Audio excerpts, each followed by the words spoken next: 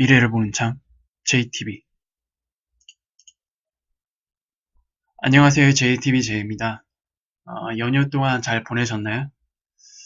저도 이제 오랜만에 가족들과 이제 즐거운 시간을 갖고 휴식도 충분히 취했는데요.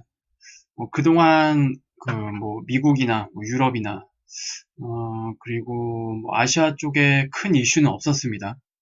이벤트를 일으킬 만한 그러한 이슈 같은 거는 없었던 것 같고, 어, 주로 이제 지표 이제 발표가 있었던 게 이제 전부 같아요. 그리고 이제 오늘 아침에는 트럼프가 그 미중 무역 협상의 그 최종 방점을 찍기 위해서 이달 말에 시진핑과 정상회담을 하기로 했었는데 그게 좀 연기가 됐죠. 구체적인 그 일정은 아직 나오지 않은 상태인데 어, 그래도 대부분 사람들이 그 미중 무역 협상에 있어서 조금 어, 잘 진행이 안 되는 거 아니냐, 이러한 관측이 굉장히 많습니다. 그래서 그러한 영향 때문에 지금 장이 대체적으로 다 조정을 받고 있거든요. 이것 말고는 특별한 그 이슈는 없었습니다. 오늘 주제는 이제 전 세계적인 그 QE를 위한 명분이 만들어진다라는 내용으로 이제 이야기를 해 나가도록 하겠습니다. 그리고 오늘은 이제 유럽 시장을 중심으로 한번 볼게요. 일단 그 선진 시장이라고 한다면 유럽, 그리고 미국, 일본 시장 이렇게 총 3개의 그 시장으로 나눌 수가 있는데요. 그 각 선진 시장의 중앙은행들의 그 정책 기조들이 지금 어떻게 돼가고 있는지 조금 간단히 짚어보도록 하겠습니다. 일단 ECB 같은 경우에는 최근 독일에서 이제 지표가 많이 발표가 됐거든요. 그 유로존 최대 경제 규모를 가진 독일의 성장 둔화가 지표로 확인이 되면서 19개국 회원국에게는 이제 나쁜 소식으로 이제 돌아오고 있습니다. 그리고 ECB는 이제 반대로 이러한 경제 둔화가 이제 지표로 확인이 되면서 QE를 위한 명분이 만들어지고 있어요. 계속 이제 양적 완화 한다 말은 많았는데 하기 위해서는 명분이 필요하잖아요. 그래서 그 명분이 지금 만들어지고 있다, 이렇게 보시면 되고요.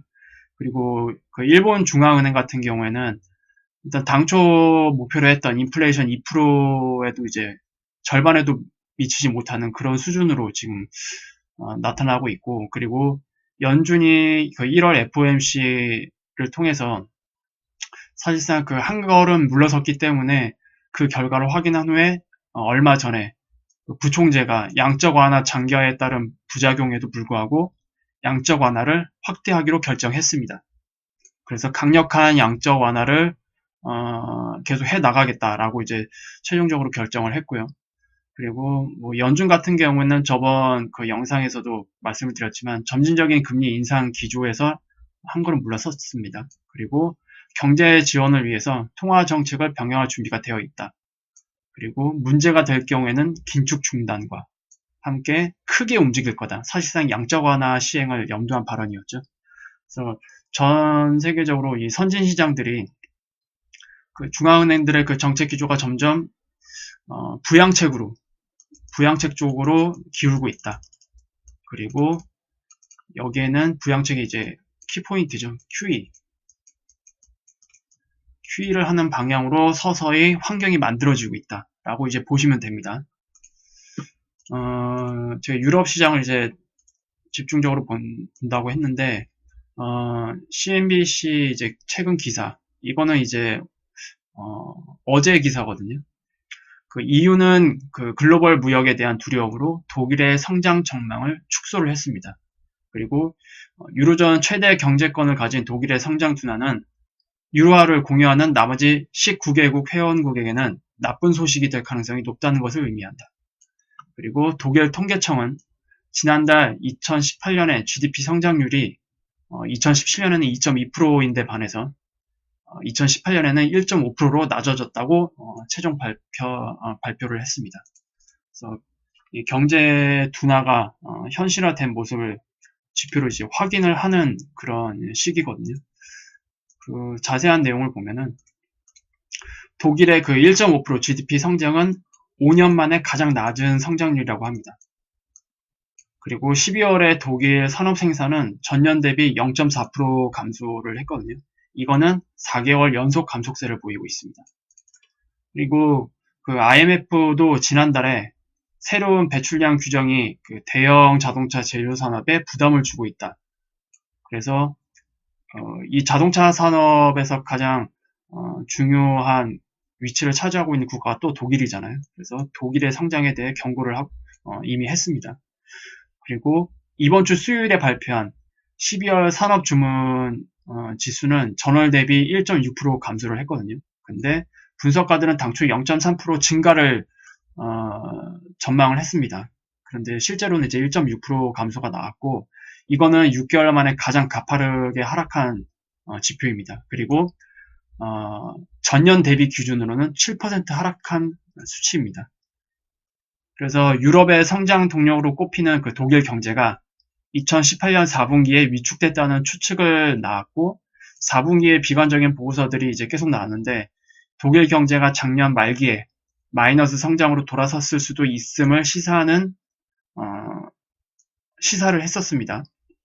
그런데 이 자료가 그것을 입증하는 것이라면 독일이 불황의 영역으로 진입했음을 공식적으로 알리는 신호탄이 될 것이다. 그래서 그 지표가 바로 이제 방금 말씀드렸던 이 지표죠. 산업 주문. 이제 이렇게 계속 감소세를 나타나고 있어요. 그리고 12월 달 굉장히 큰 폭으로 이제 감소를 하면서 전년 대비 기준으로는 이제 7% 하락을 했습니다. 그리고 전월 대비 기준으로는 1.6% 하락이고요. 그래서 연속적으로 이제 감소세가 지금 폭이 점점 커지고 있잖아요. 이건 굉장히 좀 나쁜 징후입니다. 2018년 거의 하반기부터 계속 이런 감소세가 계속 유지가 되고 있다라는 거. 그리고 이제 2019년에도 1분기, 2분기까지 계속 이런 감소세가 유지가 된다면 이거는 뭐 누구도 부인할 수 없을 것 같습니다. 독일 경제가 이제 불황이 시작됐다. 불황이 시작되는 초기 구간이다라고 인정할 수밖에 없을 거예요. 그리고 요거는 이제 얼마 전에 발표했던 산업 생산 지수입니다. 산업 생산 지수를 보면은 이제 작년 이제 여름, 그리고 가을, 그리고 겨울, 그리고 이제 이 지수들을 보면은 계속 이제 마이너스 폭을 유지를 하고 있거든요. 중간에 뭐 0.2% 정도 있었지만 이건 뭐 전반적인 흐름에 있어서 크게 의미는 없고 전체적으로 다 마이너스를 이제 기록을 하고 있어요. 그래서 산업 주문이 감소가 되었기 때문에 당연히 산업 생산 지수도 당연히 마이너스가 됐었겠죠. 그래서 지금 전반적으로 그 산업 활동이 위축되고 있다라고 보시면 됩니다. 그리고 이제 얼마 전에 investing.com에서 그 지수를 발표를 하면서 이러한 내용이 올라왔어요. 최근 발표된 독일의 1월 제조업 활동이 4년 만에 가장 빠른 속도로 위축되어 유로존의 최대 경제가 활력을 잃고 있다는 우려를 뒷받침하고 있다.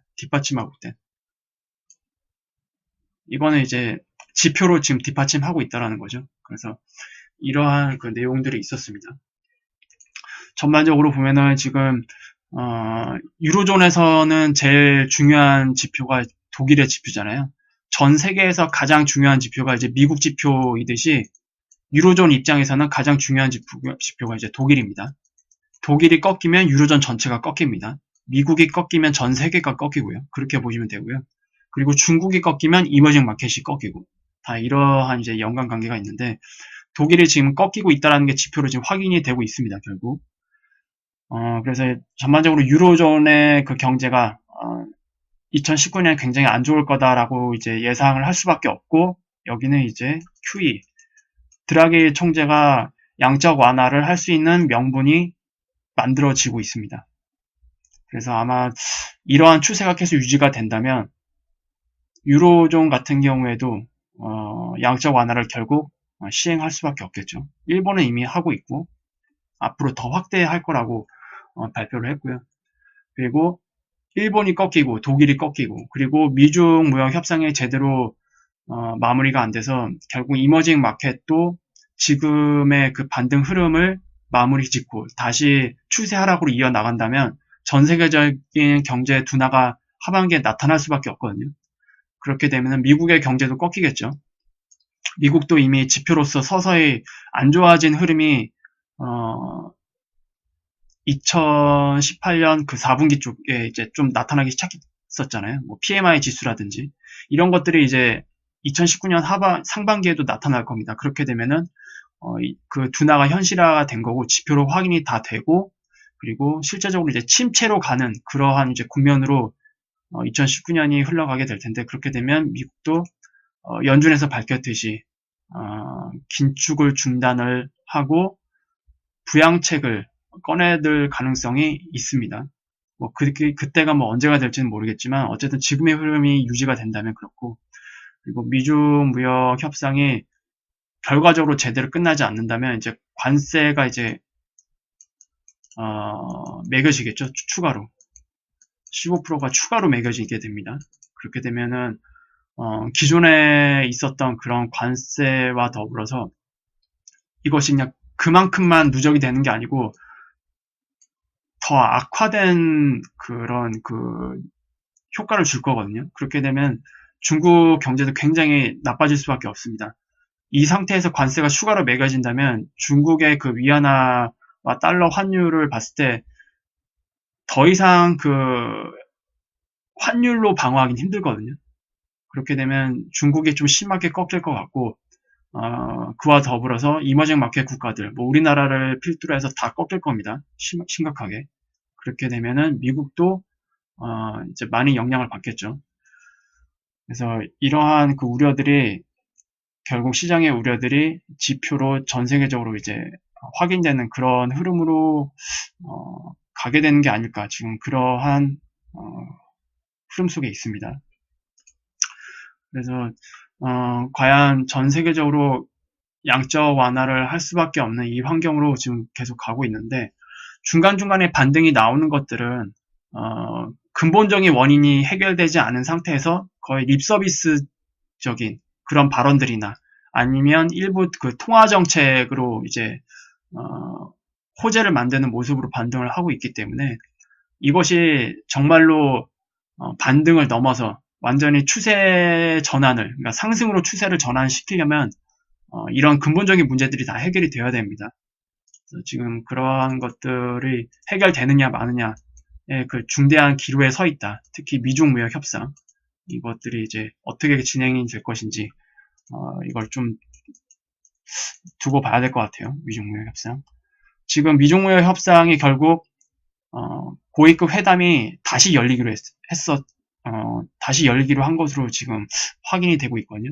아마 다음 주에 베이징에서 미중 무역 협상에 대한 고위급 회담이 또 열릴 겁니다. 거기서 이제 조금 더 진전된 모습을 보일 수는 있겠지만 그것이 협상을 위한 완벽한 협상을 위한 교두보가 마련될 건지 안 될 건지는 결과가 나와봐야 알겠죠. 일단 그래서 그 현재 시장 흐름은 이렇게 살펴봤고 특히 그 유로존 쪽에 독일 경제를 기반으로 해서 실제 지표가 악화되는 모습으로 가고 있다라는 것을 지금 전달해 드리고 싶었습니다. 그리고 오늘이 금요일이기 때문에 차트를 한번 볼게요. 지금 이거는 이제 미국 선물시장입니다. 미국 선물시장이고 저번에 돌파했던 이 추세선을 지지하는 모습을 보여줘야 되거든요. 여기서 더 이상 빠지지 않고 지지하는 모습을 보여주고 이 고점을 갱신을 해야 된다고 제가 말씀을 드렸습니다. 그래서 지지 후 직전 고점을 갱신하는 모습을 만들어야만 정말로 돌파됐다라고 기술적으로 이제 입증이 된다고 했었고 여기서 고점을 높이지 못하고 이렇게 지지하다가 하락하거나 아니면 바로 하락을 해서 지지했던 이 추세 라인을 헤딩을 하고 다시 빠지는 이런 흐름이 나오면 돌파를 실패를 한 겁니다. 그렇게 보시면 되고 일단 지금은 지지할까 말까 그러한 기로에 서 있네요. 그리고 금시장 같은 경우에도 이제 조정이 나와야 되는 위치에 있다고 했었고, 실제로 이제 조정이 나왔죠. 조정이 나왔는데, 이 조정을 보니까, 분봉 상태에서 보니까, 뭐, 크게 하락하는 추세 하락을 일으킬 만한 그 파동 구조는 아니에요. 그래서 지금은 뭐, 좀, 조정다운 조정을 받고, 다시 상승을 위한 힘을, 응축하는 그런 형태의 그 파동으로 보이기 때문에, 여전히 뭐, 긍정적입니다. 금차트 같은 경우. 그래서 금차트는 뭐 이대로 그 추세를 계속 현재까지는 이어나갈 걸로 지금 예상을 하고 있는데, 이것도 지켜보도록 할게요. 다시 여기까지는 내려올 수 있습니다.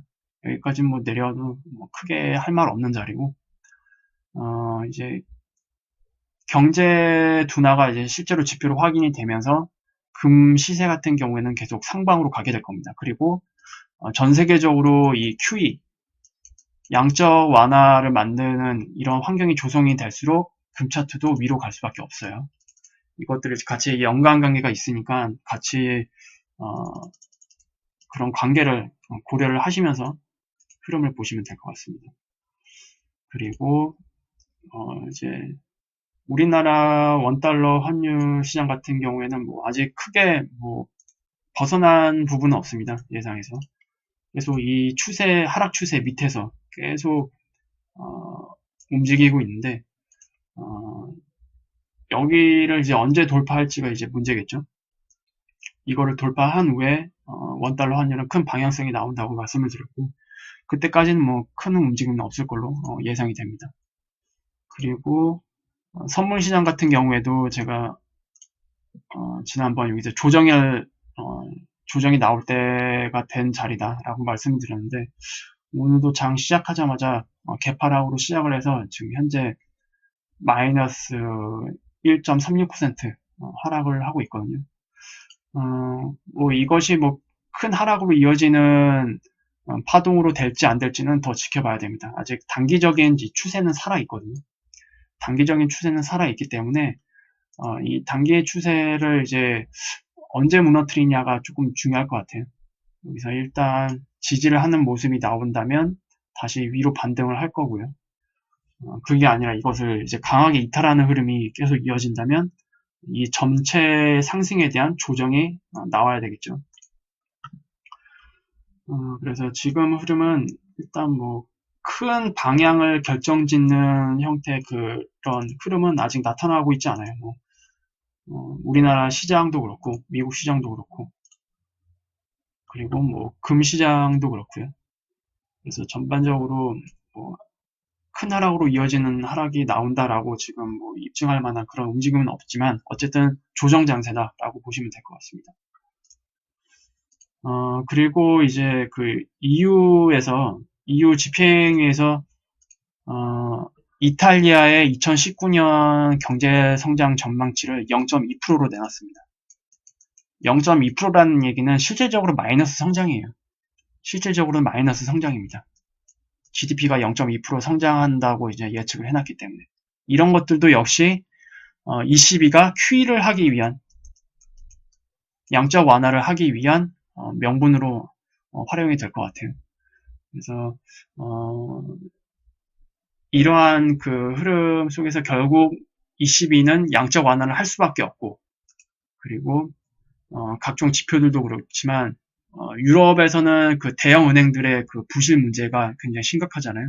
지금 유럽 대형 은행들의 그 주가 상태를 보더라도 올해는 이제 전저점을 갱신을 할 수가 있습니다. 저점을 역사적인 저점을 갱신할 수 있는 그 흐름에 있기 때문에 이러한 것들을 이제 참고하더라도 양적 완화를 할 수밖에 없지 않느냐라고 저는 그렇게 보고 있습니다. 그래서 오늘 활용됐던 뭐 인베스팅 자료나 그리고 제로 헤지 이 기사 그리고 CNBC 기사는 본 영상 하단에 그 설명 쪽에다가 같이 링크를 해 두겠습니다.